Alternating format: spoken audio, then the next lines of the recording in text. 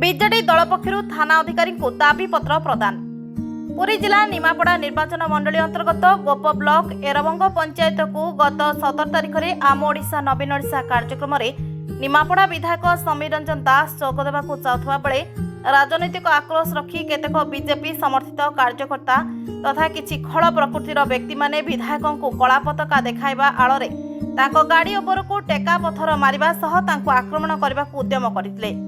से व्यक्ति मानक विरुद्ध कार्यानुष्ठान दाबी आज गोप ब्लक दायित्व थिबा वरिष्ठ बीजेडी नेता जीवनानंद महापात्र नेतृत्व में गोप ब्लक अध्यक्ष ऑफिस निकटरू बिजु जनता दलर 500 ऊर्ध्व कर्मकर्ता एक विशाल रैली रे आसी थाना निकट में पहुंची। सेठारे गोप थाना निरीक्षक महेश्वर सेठी एक दाबीपत्र प्रदान करथिले। दोषी विरुद्ध में दृढ़ कार्यानुष्ठान ग्रहण करने निमंते दाबी करथिले। एही रैली रे 14टी पंचायत कर्मकर्ता जोग दैथिले। पुरी जिला प्रतिनिधि बसंत दास को रिपोर्ट संपर्क टीवी ओडिशा।